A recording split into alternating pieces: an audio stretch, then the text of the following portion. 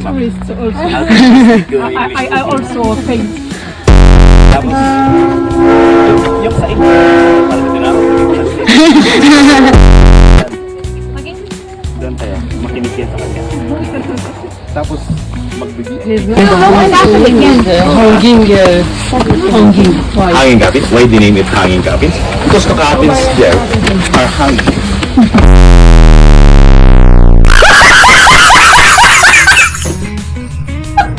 Pwede na kayong umuwi kasi hiningal na tayo. Okay na yan. Hindi mag-request naman, di ba?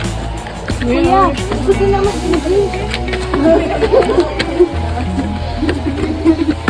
Kuya. Hindi rin kami nakakaintindi ng Tagalog eh. Oh, yun na, mainit naman pala eh.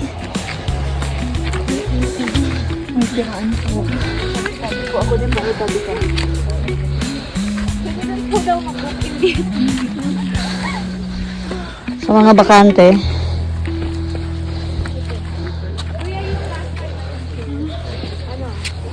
Hindi po to binabad sa gas ah. Oh. Kahoy lang talaga siya? Fine. Ah. Yan yung kandila nila dito. Dapat may sample. Wala, naninig rin yun. Hindi namin kailangan ng tour guide. Kami na lang yung magdidiscuss sa sarili namin. Search nyo lang guys. I-google nyo na lang. Wala, ita-translate ko na lang daw.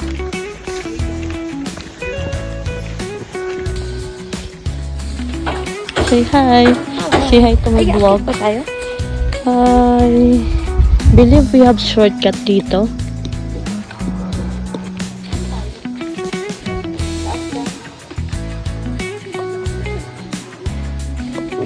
Eh, eto, saan po ito papunta?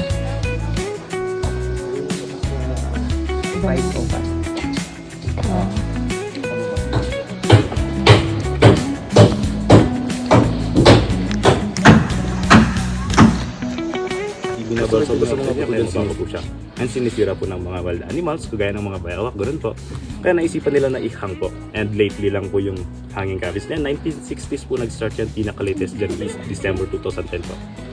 Okay? Then pag i-observe nyo, mayroong pangalan, which is yung mga nakasulat na yan. Actually dito kasi sa Sagada, meron kami tinatawag na Igorot name and Christian name po. Which is yung nakasulat na yan, mga Igorot name po. Example po natin is yung Bumitog. Yung Bumitog is yung Igorot niya, while there's nakasulat sa cross na Dalmatio M. Calpe, yun po yung pinaka-Christian name niya po. So yung bumitog yung iguro. Yes po ma'am. May tanong pa kayo? Bakit yung iba nasa pinakamataas? Ah, pinakamataas? By ranking ba yan? Like, Hindi po. captain ka dun Gaya ng sabi ko kanina, yung pinaka-reason lang kung bakit nila hinahang yan is for protection po. Bakit meron yung mga matataas? Actually, nauuna yung nasa mataas. Para pababayo po yung paglakay. Kasi kapag lalagay mo na sa baba, mahirap po siyang iakyat kapag nakasagabal ng cabins po. Kaya nauna po yung sa taas muna ba hanggang baba po. Nagpa-practice pa po kayo ng ganyan? Dito po, dito sa central part po ng Sagada, actually binawal na ng DOH kasi unsanitary po siya. Panlapit na kasi yung mga bahay dito. And gaya ng sabi ko, hindi binawal sa mabaho po siya. Kapag may chance kasi kapag inaamoy yung mga mabaho na amoy niya, may chance na magkakasakit yun. Ganun. Kuya, ano po yung ginamit nila mag-hang? Ginamit nila, hinairan siguro si Spider-Man. No? Joke lang. Actually, nagtatayo sila ng temporary scaffoldings dyan. Mauna yung kabaong bago ito yung kabaong. Yes. So, paano siya nagiging permanent po yun? Ano yung... Naka-permanent na po yan, kaya merong binubutasan tapos maglalagay ng metal. Nag-test po. Yes, tapos ipapatong po. Yeah. May tanong pa? Question? Tanong kayo? Nagsisindi din kandila ng mga pamilya? Hindi po kasi dito sa traditional way, actually hindi siya binibisita actually po. Yung ginagawa, baliktad kasi siya. Yung sa bahay gagawin yung rituals, mga celebrations, then yung patay yung bibisita sa inyo. Ano? Totoo, wag na lang. Yes, para patawagin lang yung mga pangalan, gano'n. Ay, yung mag-aanan ng manok. Yes, gano'n po. Kasi yun po, baliktad po. Pero sa modern naman is yun po, binibisita na po yung mga. Yeah, pero di bali na dito kasi marami namang bumibisita eh. Ay, joke. Kaya sino mag gusto, gawin natin, ihang natin dyan. Para may paragi kang may bisita. Ayun. Wala nang tanong? Ano una binilibing, babae, lalaki? Dyan, dito mostly mga kalali. Meron din babae po. Yan. Yan, mga actually yung mga naggagawa po dyan is mostly mga elders po siya, yung mga nililibing po dyan. Hindi bata, ha? Elders, mga matatanda, namatay sa katandahan. Yan, ganun. May tanong ba? Kayo walking. May bakante doon. Gawa tayo dito ka naman. Sample. For reserve kasi.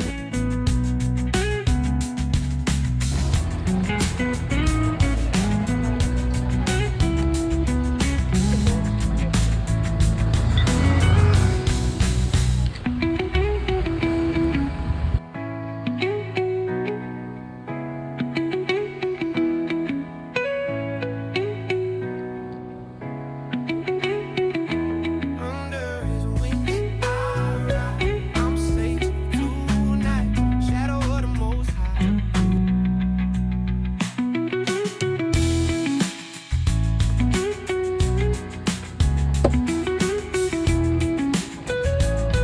Ops, ops, ops.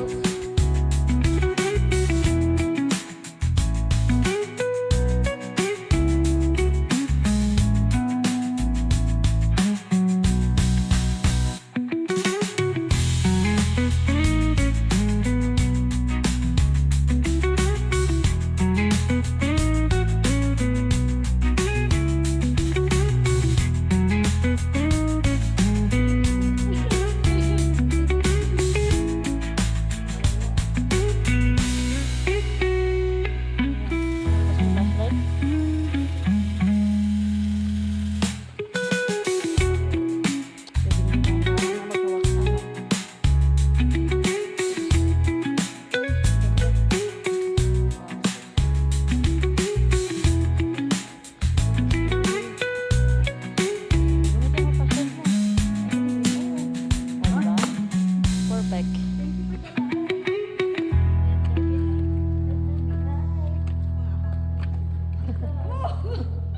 Abno. Dahan-dahan na.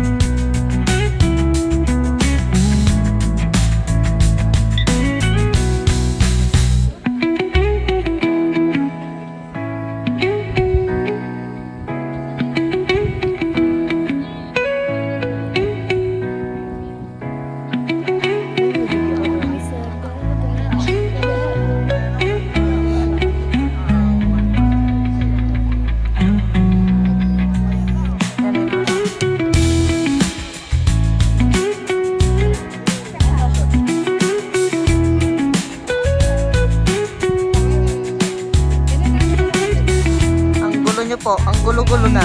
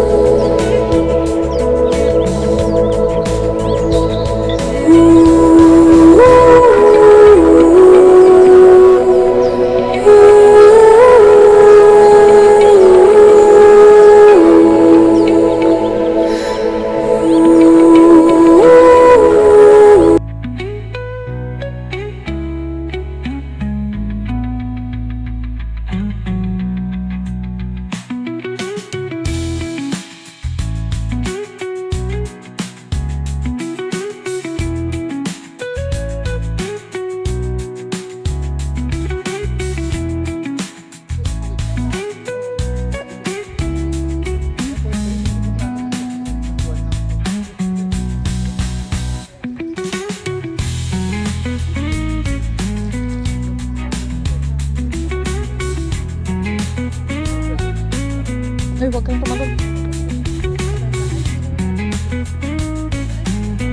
Ano? Huwag po tayo sa baba.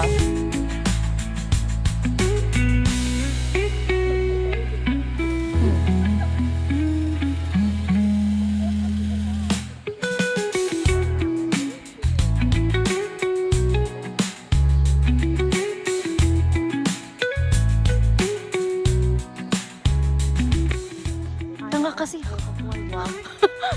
Tanga kasi. Siyempre.